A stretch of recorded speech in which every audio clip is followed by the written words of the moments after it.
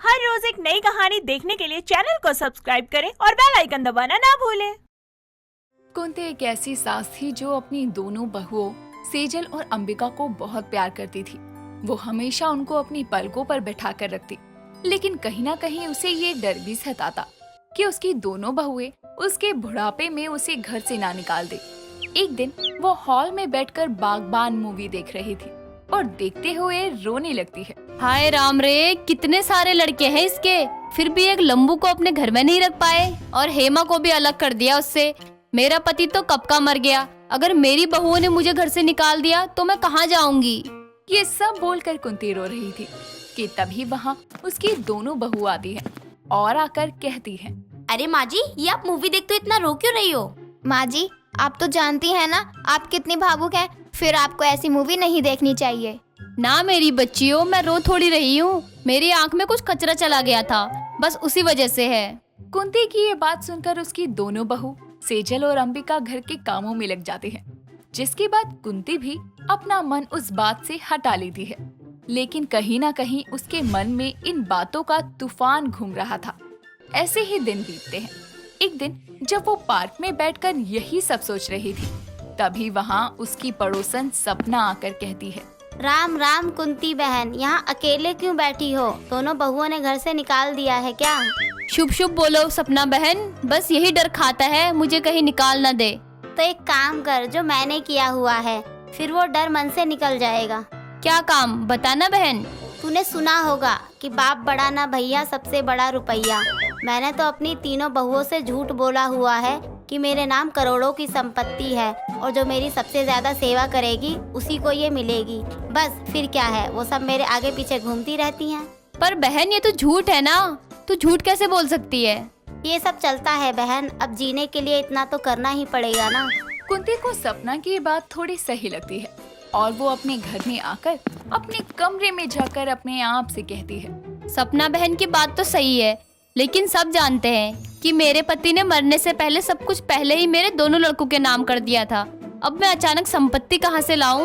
वो इतना सोचती ही है कि तभी उसे एक तरकीब सोचती है, जिसके बाद वो कबाड़ी वाले के पास जाकर एक पुरानी तिजोरी खरीद कर आती है और उसे साफ करके अपने कमरे में रख देती है और अपने कमरे में अपने दोनों बेटों और बहुओं को बुला कर कहती है, मेरे बच्चों, जैसा कि तुम सब जानते हो कि मेरी जिंदगी कितनी है मुझे नहीं पता, तो ये मैंने तिजोरी अब निकाल कर अपने पास रख ली है।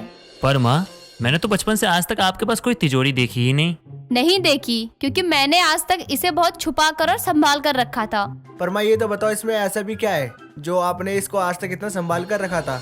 इसमें बहुत सारे जेवर और हीरे हैं जो मेरी सास ने मरने से पहले मुझे दिए थे, क्योंकि मैंने उनकी बहुत सेवा की थी। तो अब मैं चाहती हूँ कि तुम दोनों बहू भी मेरी बहुत सेवा करो, ताकि मैं मरने के बाद ये तुम दोनों को दे सकूं। पर माँ जी, हम तो वैसे भी आपकी बहुत सेवा करते हैं, तो इसमें ये सब बताने की क्या जरूरत थी? बस बस बहू, मुझे मत सिखा, मैं तेरी सास हूँ, जो मुझे कहना था मैंने कह दिया, अब जा यहाँ से। सेजल और अंबिका बिना कुछ बोले अपनी सास के कमरे से अपने पतियों के साथ चली जाती हैं और उसके बाद दोनों देवरानी जेठानी रसोई में खाना बनाते हुए आपस में बातें करती हैं। सेजल, मुझे तो लगता है कि दाल में कुछ काला है। अंबिका, पूरी दाल ही काली है, अब काली दाल बनाएंगे तो काली ही होगी ना। चल पागल, मेरे कहने का मतलब है कि अचानक सासू माँ के पास एक पुरानी तिजोरी आ गई, जरूर वो हमसे झूठ बोल रही हैं। पर सासू माँ ऐसा क्यों करेंगी? ये झूठी सास की तिजोरी का राज तो हमें खोलना ही पड़ेगा ना। इतना कहकर अंबिका और सेजल अपना जासूसी दिमाग लगाकर सच पता करने लगती है और अपनी सास पर नजर भी रखती है और अचानक ही कुछ दिनों बाद अपनी सास को कॉल पर कहते हुए सुनती है, सपना बहन, तेरे कहने के हिसाब से मैंने अपनी दोनों बहुओं को ये झूठ बोल दिया है कि मेरे पास तिजोरी है, लेकिन अब तक उनकी सेवा में कोई फर्क नहीं आया। बाकी मैं तुमको बताती रहूंगी। चलो अब मैं सोने जा रही हूँ। जय श्री कृष्णा। कुंती इतना कहकर कॉल कट कर देती है। उसकी ये बातें सुनकर दोनों बहू छुपकर छत पर जाती है और सेजल कहती है, अच्छा, तो हमारी सास भी झूठी है और उनकी तिजोरी भी झूठी है, लेकिन क्यों? देखो सेजल, उनको गलत मत समझो, आजकल का जमाना ऐसा चल रहा है, उनको डर लगा होगा हम उनको घर से ना निकाल दें। फिर अब क्या करना है? अब बस झूठी सास की झूठी तिजोरी का सच झूठी सास के मुंह से ही सुनना है। पर वो कैसे?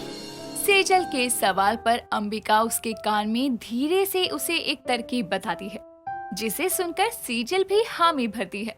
और अगले दिन जब कुंती सोकर जाती है तो उसकी दोनों बहू उसके पास खड़ी होती हैं और अंबिका उसके उठने पर उसे चाय देते हुए कहती है, माँ जी ये लीजिए बेड टी। वाह बहू, नहीं माँ जी, मैंने आपके लिए काढ़ा बनाया है, ये ले लीजिए, बहुत फायदा करेगा आपको। लगता है झूठी तिजोरी का असर हो रहा है। यूं ही दिन बीतते हैं और दोनों बहू अपनी सास की कुछ ज्यादा ही सेवा करती। और एक दिन जब कुंती पार्क से टहल कर घर आती है तो अपनी दोनों बहुओं को कहते सुनती है, अरे हद है, कब से हम इस बुढ़िया की सेवा कर रहे हैं और लेकिन ये हमें तिजोरी दे ही नहीं रही है। मैं तो थक गई हूँ उनके आगे पीछे घूमते हुए, ये सब और मेरे बस की नहीं है। हाँ यार अंबिका, तू सही कह रही है, तू बताना फिर हम क्या करें, तू तो ज्यादा समझदार है ना। करना क्या है, आज रात के खाने में बुढ़िया को जहर देकर मार देते हैं, फिर तो सब अपना ही है ना। दोनों देवरानी जेठानी मिलकर राज करेंगे इस घर पर। और तिजोरी के गहने और हीरे भी आधे आधे बांट लेंगे। हे भगवान, ये मैंने क्या कर दिया, अपनी मौत की अर्थी खुद सजा दी। कुंती ये सोचती है कि उसकी दोनों बहुओं की नजर उस पर जाती है और वो उसे देखकर कहती है, अरे माँ जी आप आ गई, आप बताइए आज रात को खाने में क्या खाएंगी, आपकी पसंद का खाना बनाएंगे। जहर? क्या माँ जी? मेरा मतलब बहू, जो भी मन में हो तुम दोनों बना लो। इतना कहकर कुंती अपने कमरे में चली जाती है और सेजल कहती है, वाह अंबिका, अब माँ जी को पता चलेगा कि गलत झूठ का अंजाम कितना बुरा हो सकता है। बस माँ जी थोड़ी भावुक हैं, वो ज्यादा न डर जाएं। जहाँ उसकी दोनों बहू ये सोच रही थी, वही कुंती अपने कमरे में जाकर कहती है, आग लगे उस सपना को, तिजोरी के लालच में मेरी दोनों बहुआ मुझे जहर देने वाली है, मैं क्या करूं? इतना सोचकर वो रोने लगती है कि कुछ घंटों बाद उसकी दोनों बहू उसके कमरे में खाना लेकर आती है और सेजल कहती है, लो माँ जी खाना खा लो, चलिए मैं आपको अपने हाथों से खाना खिला दूं। बहू मेरा मन नहीं है आज खाने का, तू ले जा इसे। कोई बात नहीं माँ जी, आप नहीं खा रही तो हम खा लेते हैं। अंबिका इतना कहकर एक निवाला खुद खाती है और उसे खाता देखकर कुंती कहती है, बहू ये क्यों खाया, इसमें तो जहर था ना, चल थूक इसे। माँ जी इसमें कोई जहर नहीं था, ये सब तो हमने झूठी सास की तिजोरी का सच सामने लाने के लिए किया था। इसका मतलब? हाँ माँ जी, इसका मतलब हमको पता था कि आप सपना आंटी जी के कहने पर ये सब कर रही हो। माँ जी आपने हमें अपनी बेटियों की तरह रखा है, हम आपको घर से क्यों निकालेंगे, हम पर विश्वास रखिए, हम आपसे बहुत प्यार करते हैं। और ये तिजोरी कल ही फेंक दो, आपके कमरे में अच्छी नहीं लग रही। पर इसमें सच में मेरा खजाना है। कुंती ये बोलकर उसे तिजोरी खोल कर दिखाती है, जिसमें उसके पूरे परिवार की तस्वीर थी, जिसे देखकर वो भावुक हो जाती है और अपनी दोनों बहुओं को गले से लगा लेती है। और इस तरह झूठी सास की तिजोरी का सच सामने आता है और वो अपनी दोनों बहुओं के साथ खुशी खुशी रहती है। झुमरी रसोई में रोटी बना रही होती है, तभी उसका देवर कुंदन हाथों में खाली टूथपेस्ट लेकर आता है और झुमरी को बोलता है, देखिए ना भाभी, टूथपेस्ट खत्म हो गया है और आप कल मार्केट से नया टूथपेस्ट लाई नहीं, अब मैं ही बचा हूँ ब्रश करने को, मैं कैसे करूँ? अरे देवर जी बस इतनी सी बात, लाइए हमें टूथपेस्ट का खाली पाउच दीजिए, हम कोई जुगाड़ करते हैं। झुमरी के इतना कहने पर कुंदन उसे खाली टूथपेस्ट दे देता है और झुमरी उस पर बेलन चलाती है और बचा हुआ टूथपेस्ट निकालकर उसे देते हुए बोलती है, ये लीजिए देवर जी टूथपेस्ट, और जाइए इसे ब्रश पर लगाकर दांतों को घिस लीजिए। सच में भाभी आपके जुगाड़ का कोई जवाब नहीं। अब जाइए। कुंदन वहाँ से चला जाता है और थोड़ी देर बाद उसका पति इतेश हाथों में खराब रेजर और ब्लेड का पैकेट लेकर रसोई में आता है। झुमरी रोटियां बनाकर हाथ धो ही रही थी कि तभी वो रेजर को दिखाते हुए झुमरी से बोलता है, अरे यार देखना, मुझसे ये रेजर नीचे गिर गया और अब ये काम नहीं कर रहा, कुछ आइडिया बताओ जल्दी से, वरना मैं बॉस की मीटिंग में देर से पहुंचूंगा। ओफो, आप बिना इतेश जी, ठीक से कोई काम नहीं होता आपसे, लाइए दीजिए। झुमरी रेजर को लेकर उसे आगे पीछे करके देखने लगती है और बोलती है, आपका रेजर अब किसी काम का नहीं। लेकिन इस वक्त नया रेजर कहाँ से लाऊं? मुझे देर हो रही है। रुकिए, हम कुछ करते हैं। झुमरी थोड़ा सोचने के बाद बोलती है, आइडिया, पहले आप हमें एक कागज और ब्लेड लाकर दीजिए। लेकिन उसका क्या करोगी तुम? अरे लाइए तो सही, उसके बाद जुगाड़ करते हैं एक नया रेजर बनाकर। इतेश फटाफट से एक पेपर और ब्लेड लेकर आता है और उसे देते हुए बोलता है, ये लो, अब आगे आगे देखिए होता है क्या। झुमरी पेपर से एक स्ट्रॉ बनाती है और उसे ब्लेड के खाली बीच के हिस्से में फंसाकर एक नया रेजर तैयार करती है। झुमरी अपने पति को नई हैंडमेड रेजर देते हुए बोलती है, इस हैंडमेड रेजर को बड़ी सावधानी से इस्तेमाल करना आप, वरना कट लग सकता है। ये सच में काम करेगा ना?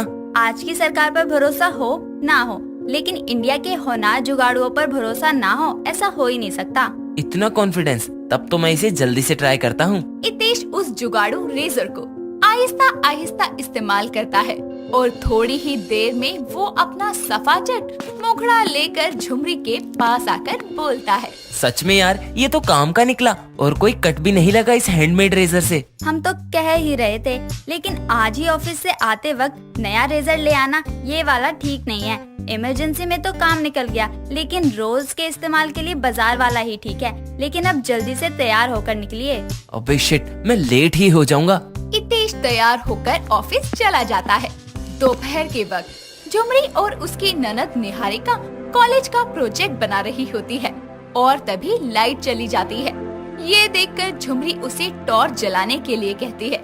निहारिका ड्रॉर में से टॉर्च निकालकर जलाती है। टॉर्च जलाने पर भी उन दोनों को सारी चीजें दिख तो रही थी, लेकिन ये जो लाइट थी प्रोजेक्ट बनाने के लिए सक्षम नहीं थी। निहारिका मुंह बनाते हुए अपनी भाभी झुमरी से बोलती है, शिट भाभी, इस लाइट को भी अभी ही जाना था क्या? झुमरी भाभी कुछ कीजिए ना, ऐसे तो मेरा प्रोजेक्ट कंप्लीट ही नहीं हो पाएगा। क्या करे क्या करे क्या करें? झुमरी कुछ देर तक तो सोचती है और फिर अचानक से चुटकी बजाकर बोलती है, अरे मिल गया जुगाड़। निहारिका, तुम 2 पतले दुपट्टे लेकर आओ और एक टॉर्च तो है ही हमारे पास, दूसरी माँ जी के कमरे से ले आओ। लेकिन आप दुपट्टों का क्या करोगी? बताते हैं, पहले सामान तो ले आओ जल्दी से। झुमरी की बात सुनकर निहारिका अपनी माँ के कमरे में जाकर उनकी ड्रॉर से टॉर्च निकालकर ले आती है और अपने कमरे की अलमारी से 2 पतले दुपट्टे लेकर आती है। झुमरी एक टॉर्च को दुपट्टे से निहारिका के सर पर बांध देती है और दूसरा अपने सर पर। ये तरकीब देखकर निहारिका बोलती है, वाह झुमरी भाभी, छा गई आप। ऐसे आइडियाज आप लाती कहाँ से हैं? अरे हम एक पिक्चर में देखे थे कि रात में एक बिजली ठीक करने वाले की टोपी में टॉर्च फिक्स थी, जिसे जलाकर वो खंभों पर चढ़कर काम किया करता था। इस जुगाड़ से उसको दोनों हाथों से टॉर्च पकड़ने की जरूरत ही नहीं पड़ती थी। बस उसी का तरीका याद आया तो हम बना दिए। भाभी, हम तो चलते फिरते जुगनू बन गए। हाँ सही कहा। चलो दोबारा शुरू करते हैं प्रोजेक्ट बनाना। वो दोनों मिलकर निहारिका का प्रोजेक्ट खत्म करने ही वाले होते हैं कि तभी झुमरी की सांस अंधेरा होने की वजह से गिर जाती है, जिसकी वजह से उसकी कुर्सी का एक पैर भी टूट जाता है। अनामिका चिल्लाते हुए बोलती है, हाय राम, लग गई मुझे। अरे कोई तो मुझे आकर उठाओ। झुमरी बहू, ओ झुमरी बहू। झुमरी अनामिका की आवाज सुनकर आती है। तभी लाइट भी आ जाती है। झुमरी उसे उठाकर बेड पर लिटा देती है और उसके सर पर दुपट्टे से बंधी टॉर्च को देखकर अनामिका बोलती है, ये सिर पर टॉर्च जलाए क्यों घूम रही है? माँ जी, वो लाइट चली गई थी ना और छोटी का प्रोजेक्ट बनाना था, इसलिए टेम्पररी जुगाड़। अब तो उतार दे इसको, बंदरिया लग रही है।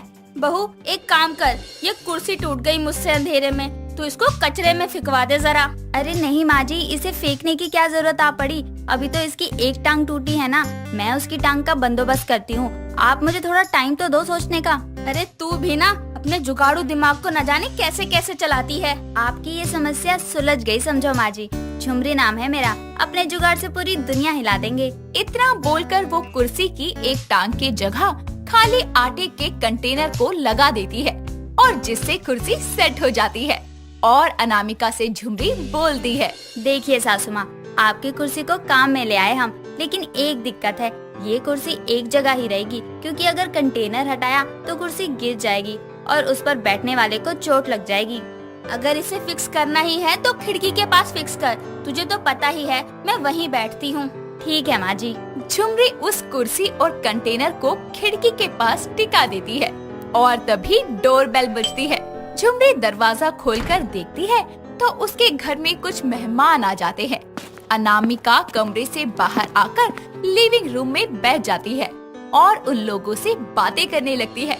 झुमरी उन लोगों के लिए चाय नाश्ते का इंतजाम करने के लिए रसोई में जाती है, जहां वो गैस लाइटर से ऑन करती है, लेकिन स्टोव ऑन नहीं होता। थोड़ी देर बाद उसे पता चलता है कि गैस खत्म हो गया है और वो कुछ सोचते हुए बोलती है, हे भगवान, अब क्या करें? माँ जी भी उन लोगों के साथ बैठी हुई हैं। उन्हें कैसे बताएं कि गैस खत्म हो गई है?